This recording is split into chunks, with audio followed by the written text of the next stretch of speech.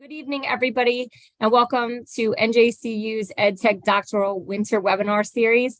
My name is Dr. Samantha Kozar, and I am going to be introducing you tonight to this wonderful group of folks here from our Educational Technology Leadership Doctoral Program in Cohort 10.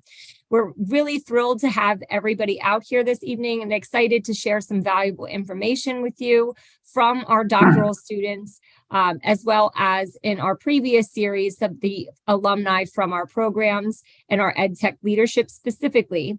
The series is designed to provide you with the latest insights and strategies, as well as best practices in technology. Whether you're new to the field or you've been working in it for some time, we believe that you will find something of value here, and I'm sure this evening we'll all learn something new. So I'm super excited to see this very innovative and cutting edge seminar.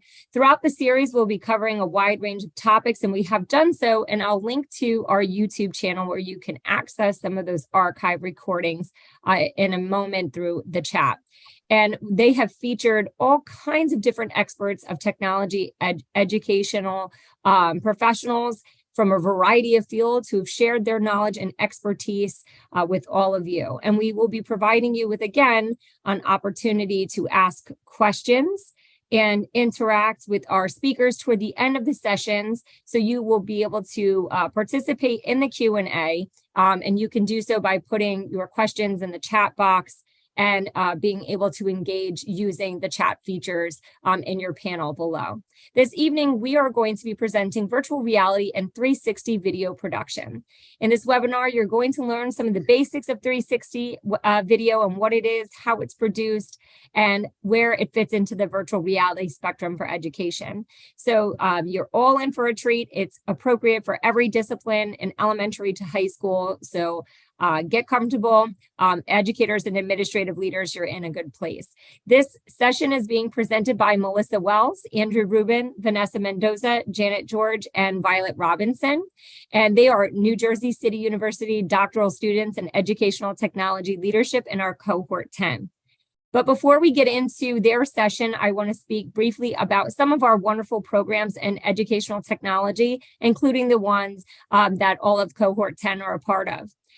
We have the new STEM certificate program that I'm super excited about. It is now part of our Master of Arts in Educational Technology, and that STEM certificate is a very innovative course program that offers insights and lays the foundation for those individuals looking to seek innovative and cutting-edge pedagogical strategies and approaches for working with diverse populations in the classroom. If you have any questions about our programs, specifically the Master of Arts in Educational Technology, including the STEM certificate, or any of our other wonderful graduate certificate programs, including the Doctorate of Educational Technology Leadership, I'm going to link the information for Dr. Laura Zieger, who is our chairperson of the Department of Educational Technology, in the chat below momentarily. So now, without further ado, I'm going to turn it over to the wonderful members of our cohort 10 for an engaging presentation this evening. Good evening, everyone. Now, as all of you know, we live in a world that is constantly evolving at such an extraordinary pace. Technology is changing the way we live, work, and even how we learn. So now, one of the most promising technological advancements in recent years has been virtual reality. VR technology has the potential to revolutionize the way we approach education and also learning. So all in all, virtual reality has the potential to transform the educational world in so many ways. It can make education more immersive, interactive, safe, personalized, and accessible. So as we continue to develop virtual reality technology, you can expect to see more and more educational institutions and theaters adopting virtual reality to enhance their teaching and learning experiences. So my name is Melissa Welz, and I'm going to be presenting to the history of VR and the visual and performing arts category. We have Janet George here. She's a high school mathematics teacher. And again, this is all going to be in tune with virtual reality. Looking on the other side, we have Violet Robinson, who's going to be seeing through the lens of how an administrator looks at virtual reality in schools. So she's a school principal in New Brunswick. We have Andrew Rubin, who's a professor in career, technical, and higher education. And then we also have our entrepreneur, Vanessa Mendoza, who will be teaching virtual reality in corporate learning and development. Okay, so our objectives today is history of virtual reality. We'll just talk to you a little about where it came from. How can virtual reality improve learning? Virtual augmented reality in high school mathematics, virtual reality in career, technical, and higher education, virtual reality in visual and performing arts, and again, virtual reality in corporate learning and development. Okay, so a little bit about a brief history of VR. When did this really begin? All right, so I'm going to take a couple of seconds and really look at this wonderful masterpiece of art. Give you guys a couple of seconds. So while you're looking at this is called the Sala del Prospettive, also known as the Room of Perspectives. So this is a stunning masterpiece that's located in the Palazzo Spada in Rome, Italy. This unique room was designed by architect Francesco Borromini, and he started building this in 1508 and finished in 1511. Now, if you look at it again, this art is known for its remarkable use of, and remember these two words, forced perspective. So forced perspective, this is what creates an optical illusion that the room is much longer than it actually is. Now, this architecture features a stunning example of, it's called trempe de ciel, which is an art technique that creates an optical illusion of three-dimensional space on a two-dimensional surface. So in this sense, if you guys think about it, VR can be related to this masterpiece, that it both creates a realistic and immersive experience that plays with the viewer's perception of space and depth. So remember, forced perspective. Now we jump to 1957. Okay, and I'm sure you guys have seen this picture. This is called the Sensorama. So the Sensorama was a prototype multi-sensory cinema experience developed by Morton Haig in 1957. So the Sensorama consisted of a large cabinet with a seat and a head-mounted display that provided a forced perspective, stereoscopic 3D view. So when you go in there, the viewer could also feel wind, vibrations, smells that were synchronized with the on-screen action. And the machine also had speakers that provided sound effects and a device that could blow a stream of air at the user's face to simulate the feeling of a passing object. That is so cool. Like, I'm thinking about Disney World right now. So, when I was researching this, Haig produced a short film called The Experience. It wasn't long, but the film depicted a motorcycle ride through the streets of Brooklyn, and they included scenes of passing cars, a bumpy road, and even a visit to a cafe with the smell of coffee. So you could smell that coffee and the sound of clinking glasses. Awesome. All right, so now you have two pictures, one on the left and one on the right. The one on the left is called the Sword of Damocles, and then in the 1985 one on the right side is called the iPhone. Wow. So on the left side, if you guys look at this picture, it's I feel like this person can't move that much, but we're going to talk about that. So in 1968, Ivan Sutherland created the first VR head-mounted display called the Sword of Damocles, which was a giant mechanical device that was suspended from the ceiling and had a display screen that could be worn on the head. However, the technology was too expensive and it was not practical for commercial use, as you could see that clearly in the picture. Now, on the right side, this is called the iPhone. So in this picture, and this picture was in June 7, 1989, so it was a couple of years later, we have two people demonstrating the iPhone system, which uses special goggles and a data glove, which allows them to see and move objects around in a computer-created environment. So the initial problem with the iPhone headset was that it could only generate 5 or 6 frames per second, vastly slower than the 30 frames per second generated by common television sets at that time. Like, it's faster now. But the problem was the price was a major problem to continue experimentation, and the entire iPhone system, including the computers that had to run it, the cost was $250,000. So we think about this here when we're coming up. This was announced in 2014 of June. This was the Google Cardboard. Okay, it could now cost anywhere from $6 to $9, and you can also get this for free on an Android and iOS device. So this is what we've been commonly using now. I'm not sure if you could still download these, but it gets better. We think about the future here as we're present here, Oculus 2. I gotta say, guys, this was the mechanic device that got me into virtual reality. As a music teacher, I'm scrolling through Facebook and I always keep seeing, like before, people kept putting a thumbs down or laughing at the Oculus, but I'm like, once you try this out, it totally transforms your world.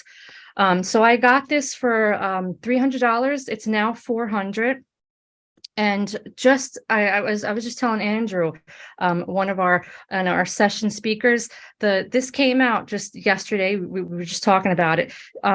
We now have an Oculus 3 Quest. It's coming out, but it's going to be, they pushed the date to October 2023. So this is going to run us around $500, but as you see, compared to the Oculus 2, it's a thinner, lighter headset with full color pass-through, a new chipset, and exclusive gaming features. So that's what I have now for the history. And right now I'm going to present to you Violet Robinson. She's going to be talking to you on the other side. She's an administrator in New Brunswick schools. So how do we get virtual reality into our classroom, and what do we have to do? Good evening, everyone. My name is Violet Robinson. Thank you, Melissa, for that wonderful introduction into our presentation. I am currently a school principal at a K-8 visual arts theme elementary school in the New Brunswick Public School District. I started my career about 21 years ago in education and served in a position of science teacher, literacy coach, literacy specialist. So you can see I've been very, very interested most of my lifetime in teaching and learning. Served as a vice principal and currently a principal. Very fortunate to be in this position. Today, I'm going to be sharing with you some of the innovative things that are happening in classrooms today. We know that the students that we have sitting in our classrooms learn differently from how we learned many, many years ago when we were students. They are lovers of technology, and it is the onus is on us to begin to utilize these tools, because we know that this is good for students and this helps them with their learning. How did virtual reality make a difference? You have a set of students here studying about different ecosystems, different environments. They're learning about traits that living things or animals use to help them survive in their environments. And the VR set gave them the opportunity to be in the ocean. I actually experienced it myself, and it was amazing. You saw the animals swimming, you saw the different, to the point of that student, or the different species. And when else am I going to be able to literally be inside the ocean, maybe ride on the ocean, read about it, see pictures and books. And, on a larger scale, there was no field trip that I could have taken my students on to give them this experience. My point being, as we have these technologies and they become available to us, it's just really, really important seeing the excitement that the students felt, and really the learning that took place, that it's really important that we find ways to integrate and see them as tools that can truly, truly enhance learning and support learning. So those were fifth graders. The next slide is, these were seventh grade students. Melissa, we can go back one more. These were seventh grade students. And in this classroom, they're studying extreme weather. And they were tasked with an assignment, because the engineering standards are now integrated a lot with our science standards, that they had to create prototypes and construct houses that can withstand different types of extreme weather. Well, what better way to know how to construct as an engineer and to build, unless you actually go through the experience to see what a particular type of storm can do to physical properties on Earth. So through the VR experience, they were able to be physically in a tsunami. They were in a tornado. They were in a hurricane. There were different groups that experienced all different extreme weather. And then the students were given the opportunity to create their own designs. Next slide, please, Melissa. And one more slide. And here you see, after the immersive experience, that you see them now engage hands-on as engineers building their prototypes for their houses based on, again, what they experienced and what they think, what type of materials they think the houses, the outside should be built of, and the inside, so that the houses can still remain standing when put through such an experience with whatever the extreme weather may be. Actually, we had a tornado 2 days ago in my hometown where I live. Just all of a sudden, there was an alert on my watch. It's like, go in the basement, there's a tornado in the area. So going back to the student, I want to show you their finished product. Next slide, please, Melissa. Thank you. So you can see some of the ideas that they had, the prototypes that they built. There are several different ones, depending on the experiences they have. This is just really the beginning of what education can be for this generation of students. The VR technology is just one form of technology, and we're presenting on it today. But there are so many, for all of us that are educators on this Zoom call, that hopefully by the end of our presentation, you're really inspired and encouraged to go out there and try things, and you're making the connections, how you can definitely utilize some of these experiences in the work that you do every day. So if you're interested in integrating or, trying this out, I'm going to share a couple of information as to maybe where could be a good beginning, where you can start. The first thing is training for the staff.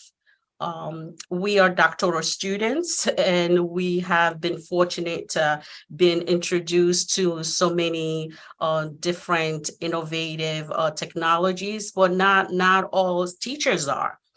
So that's definitely a good place to start. Next slide, please, Melissa. A good place to start is to also train your teachers. One more slide, please.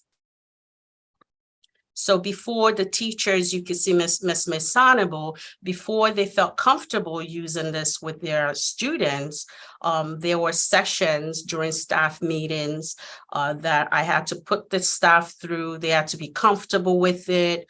Then looking at the curriculum and alignment, some of that work had to be done in making decisions about what types of app I needed to purchase that were aligned to my curriculum. Funding is something to think about. A lot of this work for myself has been through grants. Some of it too, a small a small percentage of it has been funded by my board.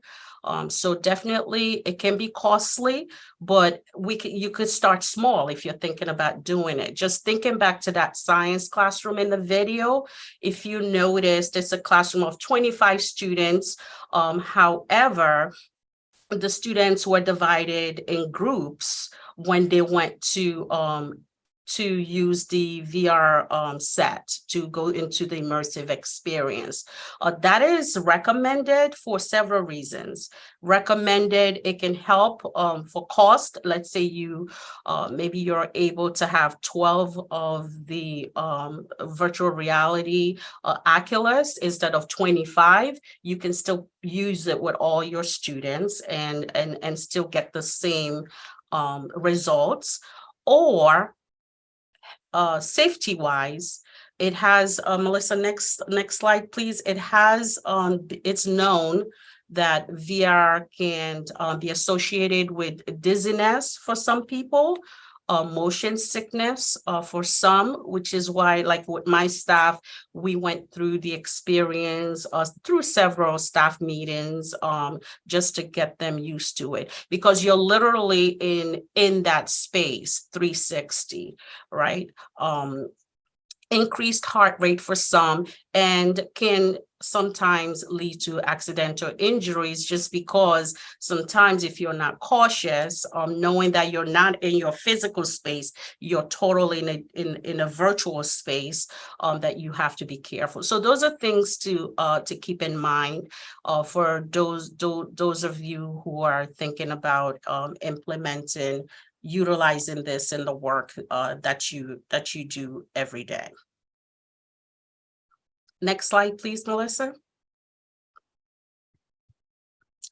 So we have a document for you for questions that you may have concerning how this can be utilized with elementary students, with this technology can be used with elementary students, with middle school students on the Jamboard. You feel free to post what questions or even ideas how you're thinking to use this as you're listening to this presentation this evening. Now, I will reintroduce my dear friend Melissa. She will be speaking to you about how VR can be used to transform the visual and performing arts field. Thank you, Violet. And again, guys, in that chat box, you see that link for Jamboard. So we're going to be looking at those answers in a bit for Violet's question, and then we'll jump back to you on that. Okay, so I'm going to go really, really quick about transforming the visual and performing arts with virtual reality. I wanted to show you guys this video real quick, and Andrew's going to put a Jamboard link, but also if you want to say something in the chat box as well. My question is, when you watch this, what stands out to you?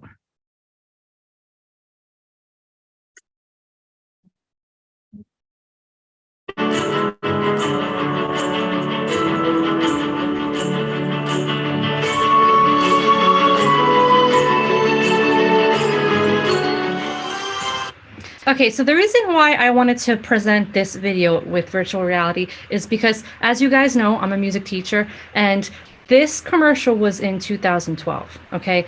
When I was a kid, my parents took my sister and I to Radio City, and we were 6 years old. They didn't have any of this forced perspective, immersive technology, and I remember, you know, the reason why I want to become into music is because I love the dancing. I love the singing. I remembered the animals walking across the stage. In 2013, I was very privileged to get invited to conduct at Radio City. And this happened for about 3 years. I took my students, my advanced chorus, and we only were allowed 25 students to go on stage, a cappella. And we sung a song for the holidays, and we opened up for Radio City Spectacular. And then we got invited to watch the show. So I remember I brought my mom, my whole family. And I remember my mom was sitting next to me, and she had those 3D glasses on it, and she's going like this, and she goes, wow, the presents are coming right at me. And the next day I asked my students, give me a reflection. What was your thoughts on it? they spoke about the singing, they spoke about the vocal, the harmony, and they said, Miss Wells, well, what was all that stuff going on that we could see the snow? And I said, I'll figure that out. So being a music educator, we have so much stuff that gets thrown at us, but we have to learn it on our own sometimes. So that's why I became fascinated with this. So how is virtual reality, how is it being used, developed and utilized in the visual and performing arts area? So first of all, we've got the VR exhibitions. So as you guys know, we've got the Van Gogh, all the immersive art galleries. They're being used to allow visitors to explore art in a new way. VR technology enables them to create the virtual spaces where visitors can interact and experience the art in a more immersive way. VR performances. So VR technology is being used to create virtual performances that can be accessed from anywhere in the world. Musicians, dancers, actors can perform in a virtual space, and audiences can watch and participate in real time. Now, London is so big with this, and I feel like it's coming more to America. The new Broadway shows are going to be utilizing virtual reality, augmented immersive reality. So it's just the times are changing. We have training. So VR is being used in the VPA area to train artists and performers, and it provides an interactive and immersive learning experience. So say, for instance, I don't want to go to New York one day for my vocal coach. And we actually did this last week. We put our goggles on and he was able to teach me in my living room, and he was in his studio. Storytelling. This is a big one for educators. VR is being used to create immersive storytelling experiences that allow users to become part of the narrative. So this has potential to revolutionize the way stories are told and experienced. In production, it's being used to create films, animations, and video games.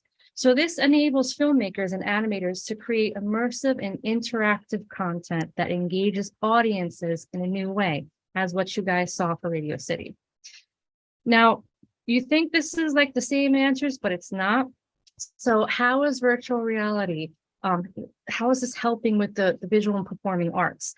So again, we talk about the immersive experiences in virtual environments, making it an excellent tool for creating immersive experiences in visual and performing arts. So this technology provides a level of immersion that's difficult to achieve with just traditional media. So it enables artists and performances to create experiences that are both engaging and also memorable. If you remember, my students and my mother remember that immersive theater experience in Radio City. Access. VR is making the visual and performing arts more accessible to a wider audience. So people who may not be able to attend live events or visit galleries, they can experience it in their living room. So people who are handicapped that can't go to New York, they could just put those goggles on and interact and see the wonderful concert right inside in their bed or in their wheelchair. I think it's fascinating. We speak about the education and training, how it's used to provide education and training opportunities for artists and performances, like what I said before. Collaboration, that's one of the big key steps for artists, collaborating. So we're going to be able to collaborate more effectively regardless of the location. I've had people in London that I could interact with on the Oculus to help me figure out the program Blender, and I don't have to go to London. So it's helping me collaborate and create. And the last thing is sales and marketing.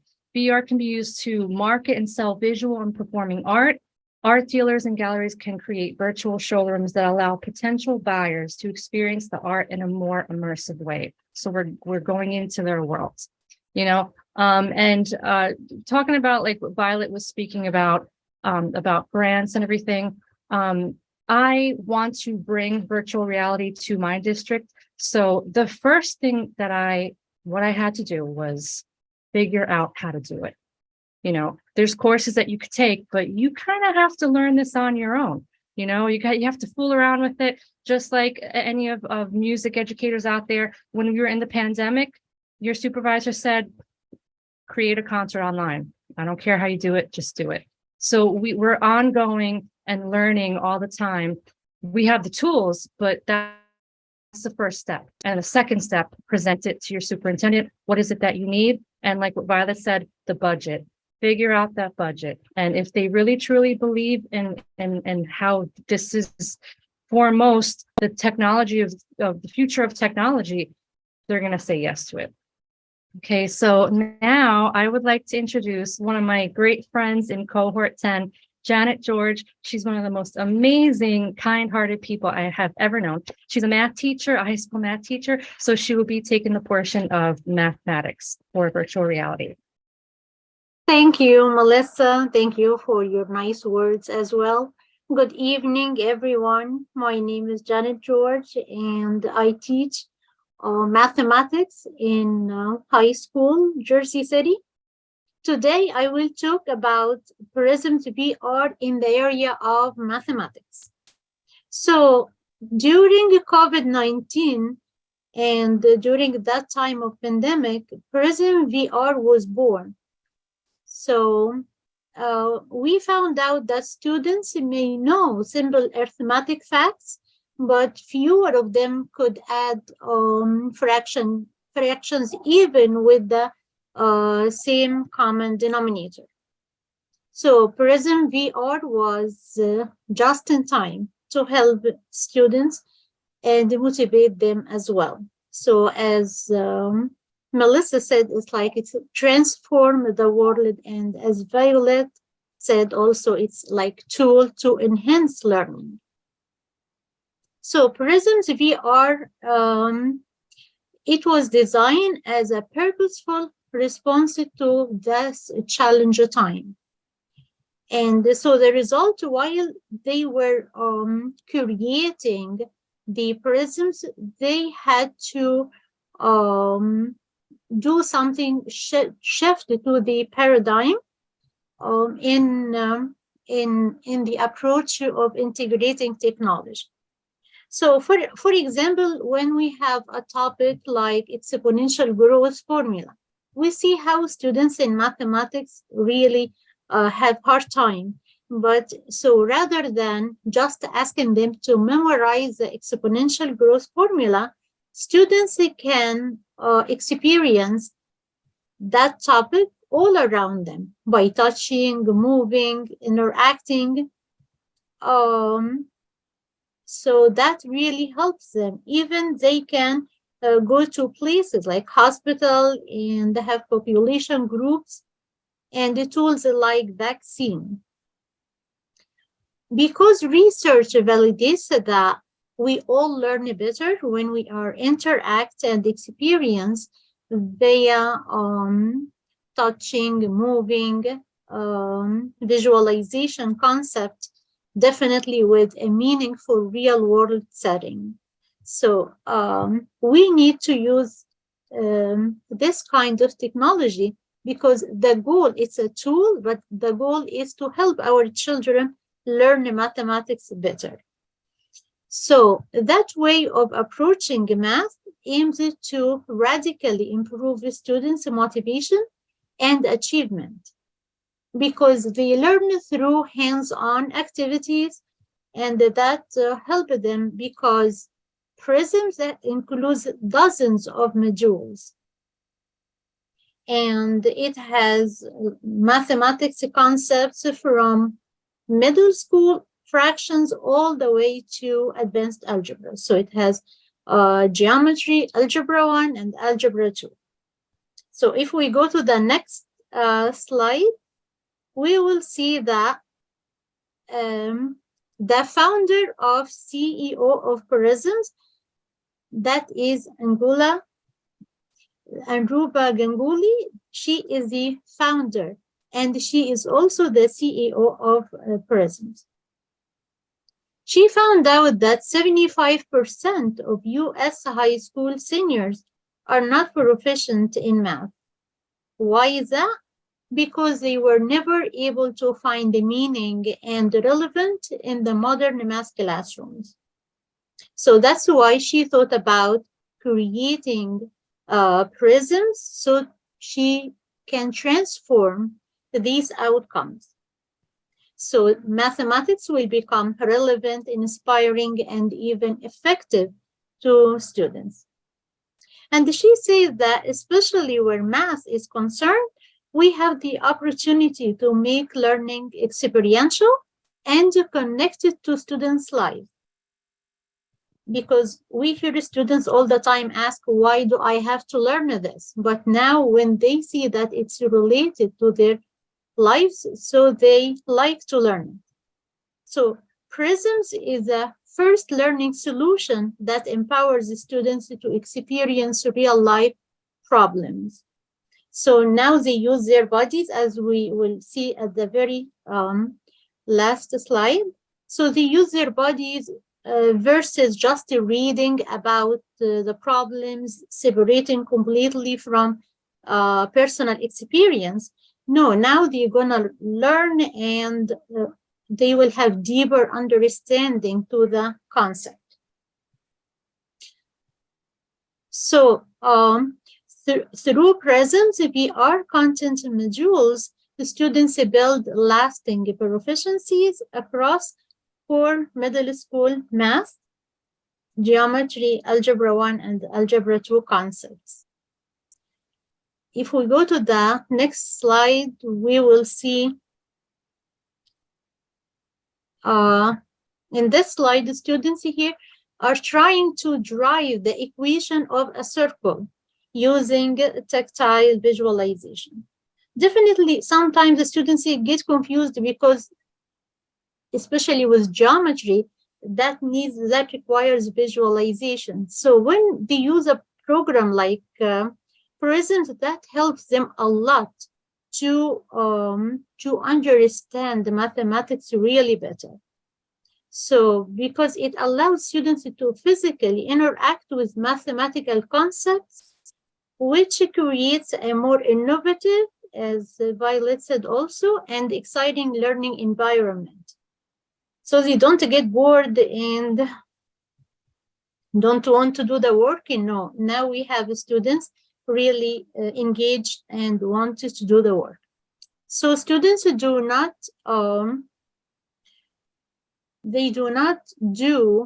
understand the math concept, but more deeply. So they ask better questions, they have richer mathematical discussions with their classmates and their teachers. In fact, teachers also can develop math skills in the immersive learning environment, and that happens in 3 different ways. Even the first way is single player VR, when the teachers are trying to help students to deepen understanding because the student need that help.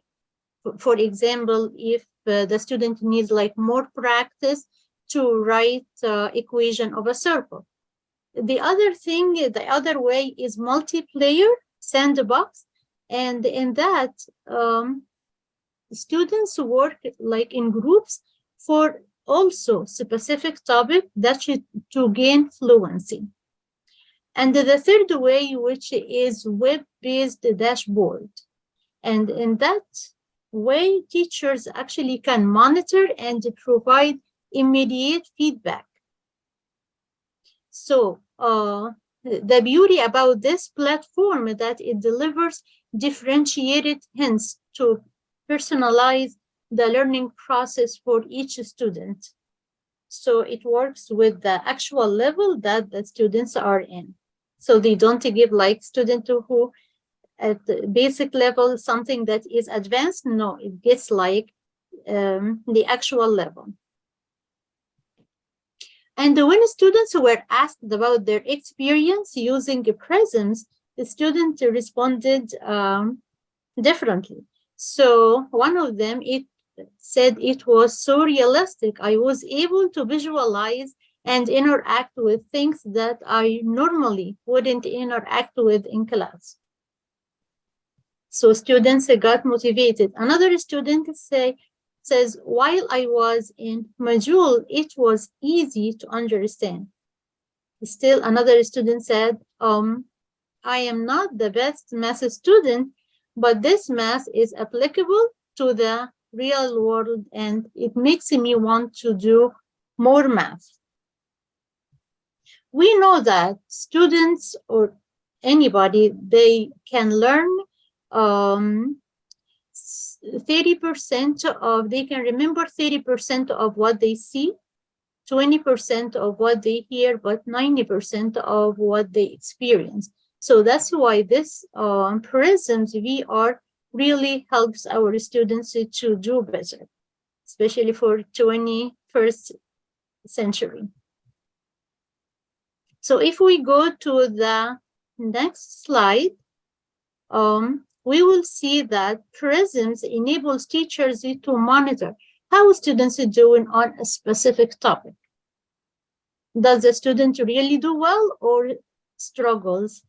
And if the teacher finds that student is struggling, then Prism allows teachers to input message directly to the student's VR environment.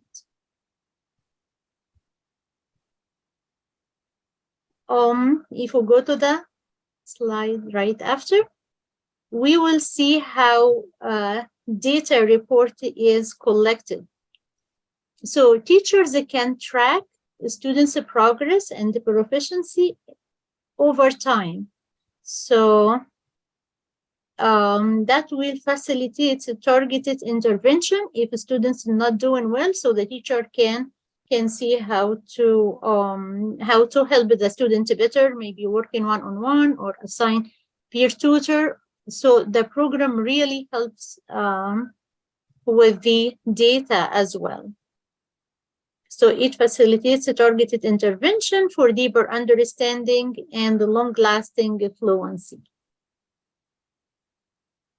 And in the next slide, as Violet also was saying, it's very important that teachers get familiar with Prism VR, because if they get familiar with the program, so they can help their students do well. That's why professional developments are really important to help teachers to get also on the right track. And in here we see teachers training in VR at the Prisms Institute in Dayton, Ohio. And on the second half of the slide, there is the website for Prisms VR, where teachers or administrators, they can fill out the form and get in touch with the administrators over there. So the last slide will be about a video that there is a short video that shows students' motivation using Prisms VR, and we can watch that.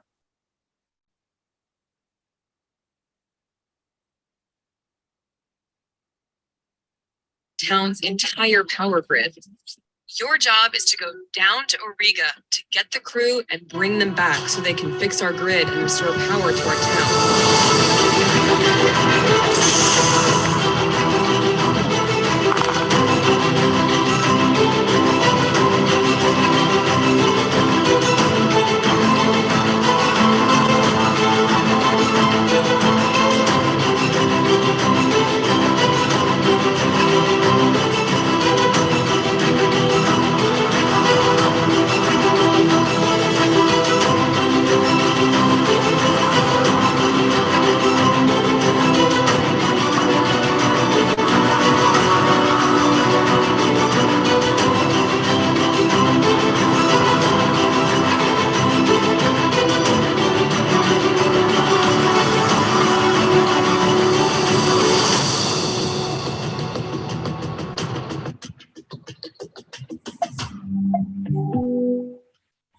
All right, so that was the end of my part of the presentation, and I want to introduce Andrew Rubin.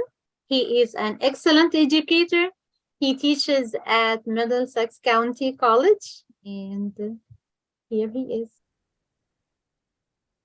Hi, everyone. My name is Andrew Rubin. I am a professor at Middlesex College. I teach hospitality management, mostly in the business disciplines, but I also have some culinary arts and lab classes, so both didactic as well as the tactile and hands-on learning. We've gone through the K-12 journey as far as VR, including the performing arts.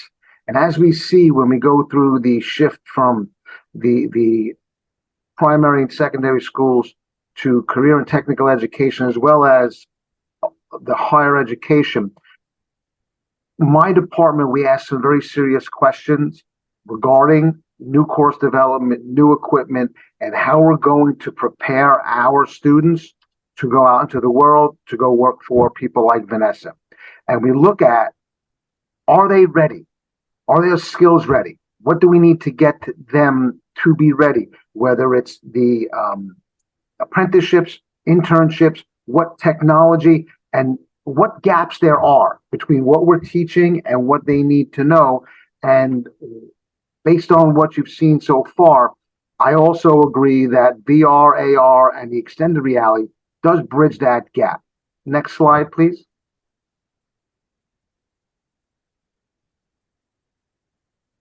Historically, there are differences between how VR and other technologies have progressed. Historically, technology and education worked in tandem together, where the pace of change wasn't so fast. The shelf life of the technology that went into schools lasted for a number of years, and it allowed for the development and the training to keep pace with what was closely related to industry. Technology now drives economic growth, and the updates are so fast and furious. All you have to do is think about every time you've gotten an update on your phone for software and how often you have to change your phone because it's either too slow, it can't handle whatever applications you are asking it to use. So it's changing. The shelf life maybe lasts 6 months to a year, and unfortunately, that's cost prohibitive for education. We can't keep pace with that and constantly change over the technology. And the results are teachers are sometimes training on outdated equipment, and or students become disengaged. One of the task force that I was on was an educational resources task force, and the student services did a survey on the students' feedback regarding technology and what was going on in the classroom. And the majority, 75% of the students, said that they were disengaged because what they were using in the classrooms was less than they had at home, and they felt as if they weren't being challenged enough. So if you can click the button for once to bring up the arrow, I want you to look at this latest and greatest piece of equipment. When I was young, it enabled teachers to engage people on a very robust level, more than just writing on the board. I have one of these in my classroom, and it sits there collecting dust, and only more seasoned students know what it is. I also have a VHS player, and unfortunately for my students, only the more seasoned educators use it, and it's dated. The material on it is dated, and students have come to me and said, we are not really getting anything out of what we see on that screen. Next slide, please. So what's going on now is there's a connection to the technology that is being presented. And there's certain technologies that we're looking at to help students do better at career exploration, whether it be the remote training that was talked about from Melissa's point of view, where people are not able to get to the theater. Well, there are some people not able to get to certain schools and certain education systems. And whether it is that underserved communities, those with disabilities, what Melissa also talked about, whether it's rural locations, and then there are those that are incarcerated. And it's a very interesting study that I looked at from Pimlico Community College in North Carolina, where the engagement in one of the facilities in which they brought in remote learning through VR and AR technologies reduced the recidivism dramatically, so that it eliminated a problem where it was a revolving door going back and forth into the prison. It was a very interesting study and a very interesting article, and the link is at the end of the survey for you to research it. By using technology, it can be updated more frequently. It's scalable, meaning one person doesn't just have to work on a piece of machine.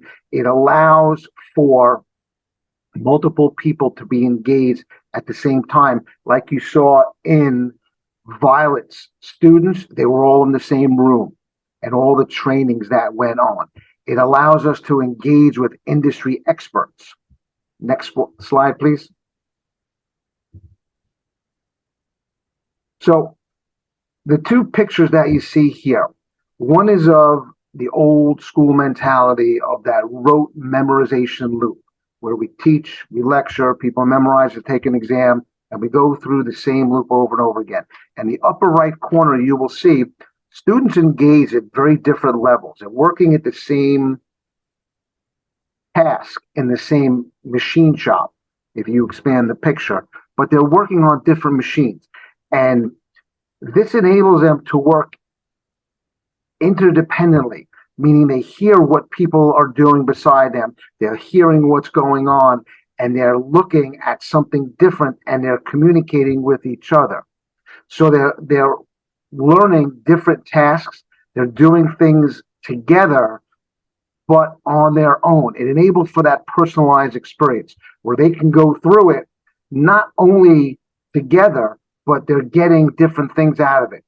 I'd like to talk about without hazards, because again, Violet talked about there are some cons as far as people feeling nauseous and having headaches. One of the benefits of using VR to train on machinery or pieces of equipment is it actually reduces or eliminates the hazard of those machines that sometimes have sharp edges, knives, moving parts, things that can hurt people who are inexperienced. The repetition, I'll give you an example from one of the labs that I kind of evaluate and judge. We have an ice carving lab in which students take chainsaws and carve ice, big blocks of ice. Well, if you make a mistake, there's a 200-pound block of ice that now is gone and you can't use it anymore. But if it was done something along those lines on a virtual reality environment, you could just push reset and start over again, so that when you do go to the block of ice, you've already gone through it and learned a little bit more of the finesse in handling the ice. We have a couple of links here, and the first one we're going to look at, and the next slide, you're going to watch that video. It has to do with Toyota and how there's a technician. The 4T Academy launched in the fall of 2020. We partnered with 3 local schools to help students learn job skills. We have a skills gap in the area. And to work here, a lot of skill is required. Part of their internship is going to be building vehicles on the line. And so to prepare them, we train them with the HoloLens. With the HoloLens, they can see holographs at the same time that they're seeing the door to show them where to safely put their hands in the door, or how to hold the wire, or the correct orientation of that part. We're able to show them all of this information more efficiently, quicker. And so I feel like they're able to feel part of the team sooner. When I create a guide or offer it, I'll use the HoloLens and move my holographs around. I can change the shape of them. I can change the color, move them in different locations. And then if I want to make changes to my instructions, I just lean over to the laptop and I type in my instruction, and it's all working at the same time, which makes it so efficient and so easy to use. One of the most exciting things with the 4T Academy is that these students will get to stay in their own communities and be successful at a job. They get to move from graduation day, and within a couple of weeks, they have a full-time working position in their own community, which is huge. I really get a kick out of working with people and helping them understand something new. I feel like my entire career was basically me ramping up to be a trainer. So as we see from the video, that hands-on learning enables our students and those that are trained with the virtual reality to really get a good sense of what is required of the job and being coached through while actually doing the job. So it reminded me of one of my classes in which I teach culinary students to use all of their senses. And I do it in a number of different ways, whether it's covering their eyes, covering their ears or plugging them up, asking them to make things or put things out without tasting them first or smelling them. And the feedback is that they can't do it. They need all of their senses. They have to be able to utilize everything in their toolbox, so to speak, in order to make sure that the dishes come out exactly the way they're supposed to be. And it made me think of how it's not just a rote learning, memorizing a recipe. It's a feeling. It's almost like a visceral learning experience where the more senses that you use, the more you understand and the more you're able to build and create. And you work your way up the Bloom's taxonomy. And I said, okay, let me look up and find where that connects to VR. And I found this, and it was very interesting to look at the degrees of freedom, the movements that people have adds to their experience in VR and move them further up in the Bloom levels to the higher level of Blooms to engage and get more out of that learning experience. So it was a very interesting exercise in looking for this. And I think that it's going to help students as we go from K to 8 in career and technical education and then further into actually going to career. And that's a lead into our next speaker. And with that, I'd like to thank you and introduce Vanessa, who's going to take over from here and take our students on the next leg of their journey. Thank you, Andrew. Next slide, please. So my name is Vanessa Mendoza. I am currently a international account manager. My expertise is in the transportation industry, international to be exact. And I want to take you through the learning and development, which takes place basically more than half of your life. So it takes after you leave school in the corporate world. In the corporate world, there's something called learning and development. And it refers to any learning opportunities and initiatives that your employee or employer takes in order to improve your skills on the job. And this corporate training, as well as it's referred as well as corporate training, it is the responsibility of the human resource department. And if your organization is a little bit bigger, they will have a learning and development team looking after knowledge gaps within the operations and training their employees as needed. Basically, this team is going to be in charge of building a roadmap for your career to develop within the organization. If done properly, learning and development will be something that it's of advantage for both management and the employee. Learning and development of an employee starts the first day that you start a new job with the proper training depending on your role, followed by teaching you new skills, reskilling the employee for new roles, or upskilling within that same role. At the end of the day, employees can develop new skills and learn new knowledge and progress in their career. Next slide, please. So I went over into, what the corporate learning and development is, but the goal at the end of the day is for organizations to manage the development of their employees. Depending on the goal of the company, these goals are going to vary, but in general, you'll see that some of the goals is expanding the workforce capabilities, developing knowledge and expertise of their employees. Organizations can reduce skill gaps, as well as expanding the capabilities of those employees. Overall, it's going to improve the operations. It's going to increase productivity. It's going to enhance staff agility, and business place themselves in a advantage, to grow different channels or to grow their staff. And eventually that staff, it's going to come up with new ideas to grow the company. You increase organizational performance, retaining new talent. This one hits my heart because it's something that I'm working on along with my current employer. We are building, and we're in the works of building a learning and development department where I'm going to be leading it, and where I'm going to be creating a culture of learning and development. And employees are going to start as an entry level, and from there build a roadmap so their career can grow alongside with the company. And the idea came when he found out that I was in the doctoral program, and he said, I'm going to lose you in a couple of years.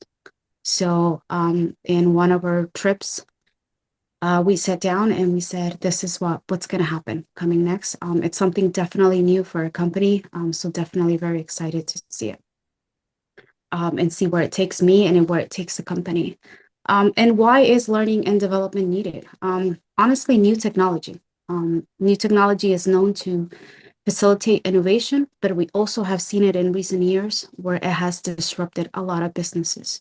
So if a business is not prepared with the new technology, or their employees are not empowered to use that new technology, then definitely we see companies going out of business. So rather than looking elsewhere, they're looking at investing on their employees, a little bit of technology, and empowering their employees to learn this new technology so they can be successful in the business. Also to remain competitive. I mean, how many times have we called the 1-800 number and that person, it's all over the place because they don't know how to maneuver around that computer? Definitely something to think about. Also, motivation and engagement. So 92% of employees, according to annual State of Workplace and Training study, say that they found that training on the job is successful, and they remain engaged and motivated to continue working for that particular employee. 94% of employees on the same study claim that employees remain at the company for a longer time when they are encouraged to participate in and invest their time in learning and development. So if they're provided with the opportunity to grow within the company, they're going to stay within that company. I'm sure we all see that the tenure of employees in the corporate world now, it's very little, especially with millennials in particular. We see that if they're not motivated, if they don't feel that they're being engaged on day-to-day activities, then definitely they are looking for the next move. Finally, it's hiring. Employees left their current job or left an employer not because their manager wasn't available for them, but because they felt that there was no opportunities for advancement. So if they feel that they're never going to grow with the company, then definitely they're not going to stay for a very long time. 59% of millennials say that opportunities to learn, it's one of the reasons why they want to do the job that they're doing. So with that in mind, next slide, please. I'm going to go over very quickly on the different methods of learning and development. Obviously, I mentioned before that on the job that starts the minute that you get employed. So on the job training. So when you are your first day at work, that is part of your learning and development. You're learning new skills. Eventually, you'll probably become an expert on it. So you're probably going to learn a different part of the job. We have the traditional classroom in which your employer possibly grabs, a handful of employees to teach them new skills, especially when they're introducing new gadgets or new systems. You have the mentoring and coaching. This one I love personally. I think that's why I am what I am today. It's because you are your focus is more on one-on-one relationship, on developing this person to either take your role or this person to advance to the next role. E-learning, I think a lot of us have heard of it. in e-learning, you're utilizing online courses, your videos and tests, and you practically do it on your own time, which is great. I know my company has it. We have a bunch of LinkedIn videos that every single time we finish one, we get credit for it. And we accumulate points. So that's pretty fun, keeping them engaged. Gamification, sort of. So that's amazing. And then we have role playing, right? In which we're actually sitting in a room, and many employees, depending on the job, will either coach you on how to do an interview, on how to interact with a customer in difficult times. And then we have virtual instructor, which is similar, or I could say a combination of the classroom and the e-learning. So you have an instructor, guiding you through all of this, and giving you automatic feedback. And then we have the final one, simulation employee training, which is the reason why we're sitting here today. And that includes your training via AR and VR. So we will definitely focus on VR. And one of the reasons, next slide, please. So VR is here to stay. One of the reasons why we're here today is because we want to bring awareness of what this virtual reality world has to offer. Virtual reality, it's here to stay. Many people, many companies are still questioning whether it's going to be something of the future. It's actually the present, if you ask me. So global companies are buying headsets left and right, to make sure that their teams are prepared to receive training, whether we have a pandemic, weather interruptions, and we've seen weather interruptions left and right. So, companies, public services such as healthcare, police forces, they're definitely bringing it into the room, allowing their employees to, use it as a supplementary tool for training and learning. And the argument, it's there. But for corporate, because there is more funds, it's very simple. If it's going to increase engagement, which it does, it's going to bring more knowledge retention, which it does. It's going to make employees be trained in a safer environment.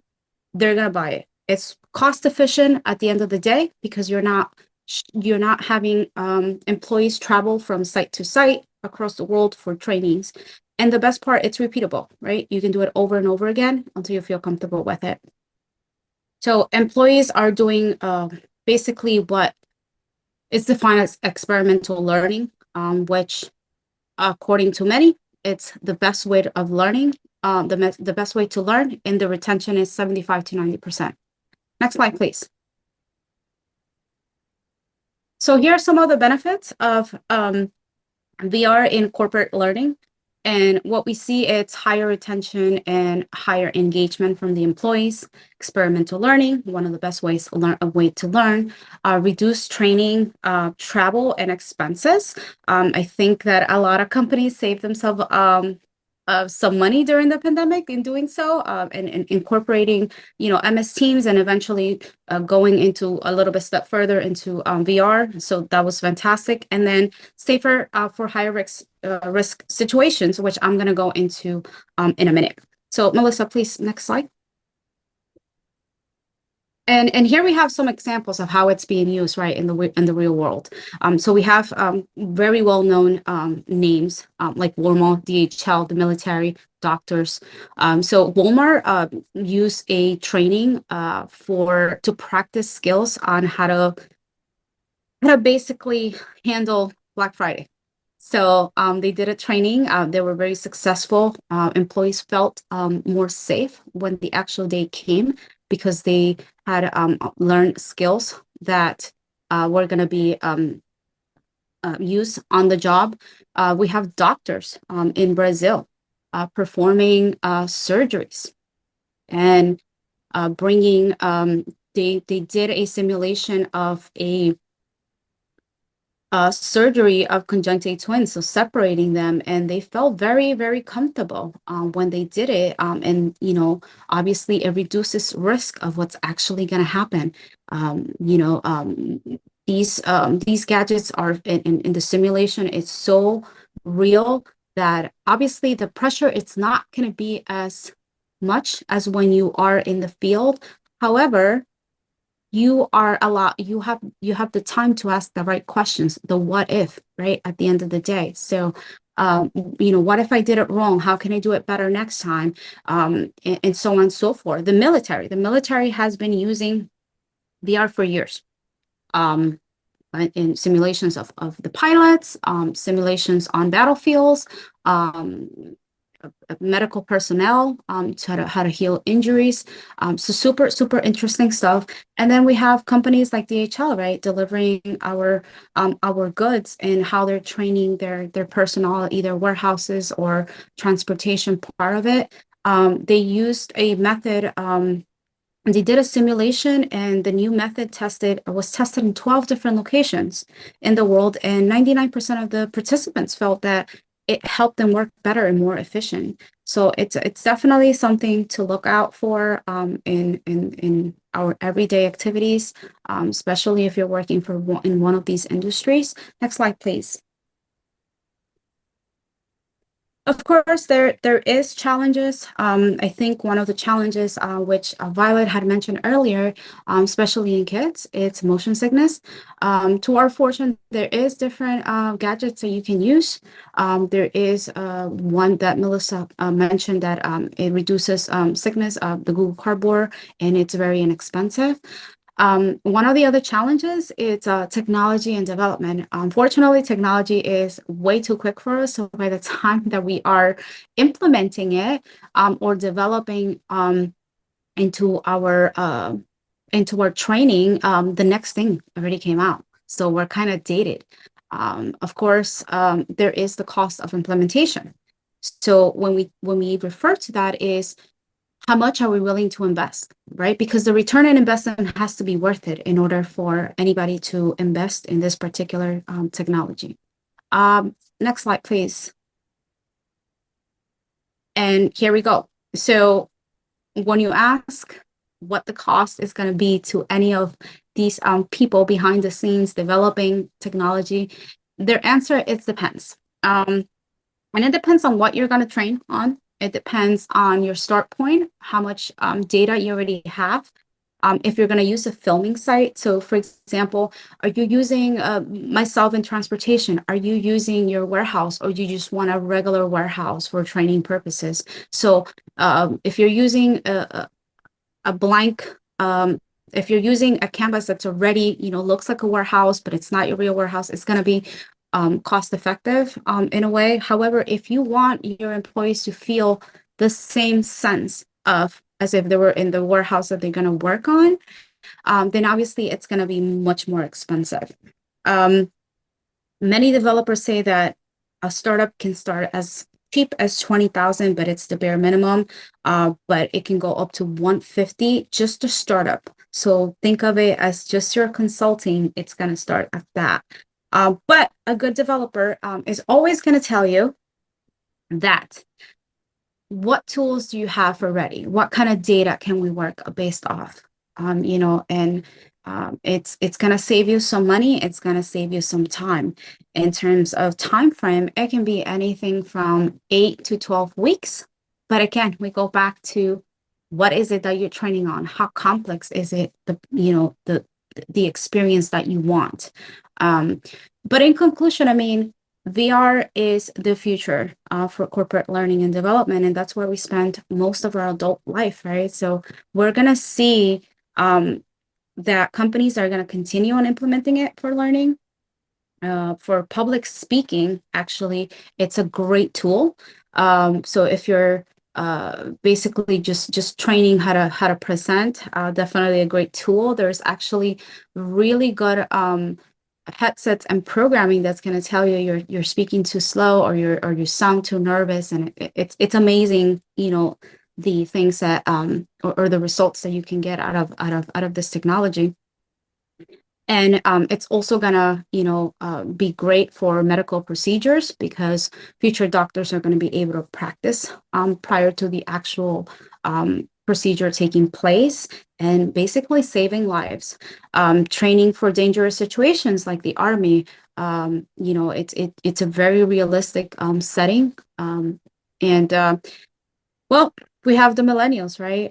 They are increasing as part of the workforce, and so is Gen Z, right? They're entering the workforce, and they are looking to have more engaging training, and their preferred method is always going to be technology. So with that said, despite the cost, managers are realizing that in the long term, it's a good return on investment. Of course, from a perspective of a small company that I work for, we will have to run the numbers and say this is gonna work for us. And I'm sure every other company is thinking exactly the same. We have great developers out there who are willing to run the numbers and make something personalized to that it's very engaging for your employees. And with that, thank you so much. Greatly appreciate the time. And I will pass it on to Andrew, who is gonna wrap up this session.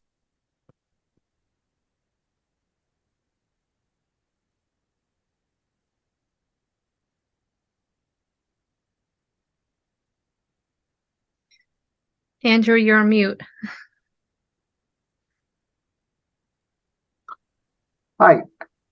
In closing, we've seen how at different levels from elementary school all the way through to the working force, VR can help at all different levels, all different subject matter. And we hope that you jotted down, took some notes, had some questions. And the biggest question that we wanted you to walk away with is what if? What if we can implement this? What if I can engage my students or my employees more?